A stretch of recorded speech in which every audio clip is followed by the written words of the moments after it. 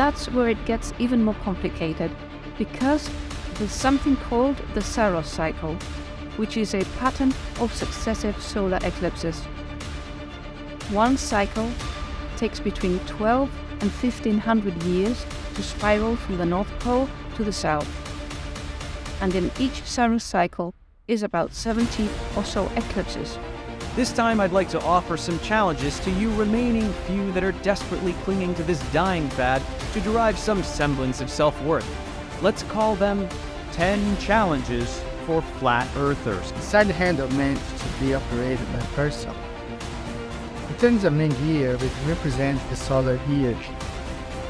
Power from this gear is variously reduced or enlarged by subsequent connected gears to produce the motion of different objects, including the sun, the moon, the planet, and the constellation.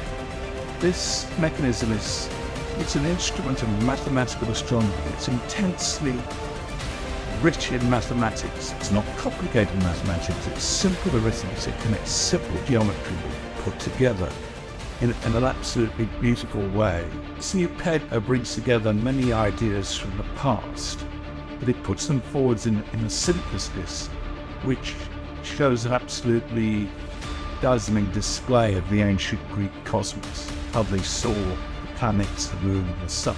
The sun, the moon, and the stars, they move in perfect, precise order. They are absolute perfection, and they work almost like a divinely inspired clock.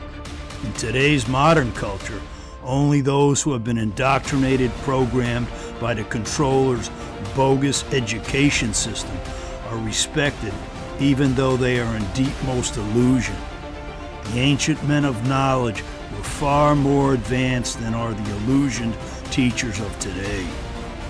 This is a question. Why does he have a watch on? Isn't that a watch? How dare you? Impossible. What is that? It's jewelry. It looks like a watch. I mean, maybe it's jewelry, but it's on his wrist, and it's a circle, and it's with a band. Right. We know this device is a working flat Earth model because this device has a stationary center, but everything else goes around the stationary center, which is the Earth. They're gauging all of this motion from the Earth, and they have nothing to show that it's moving.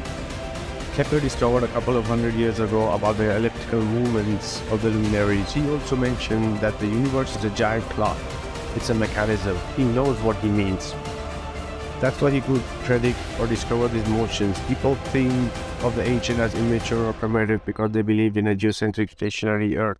These ancients were using a fully functional device like an Antikythera mechanism and all the science related to it 2,000 plus years before, and that was based on a geocentric stationary flat Earth.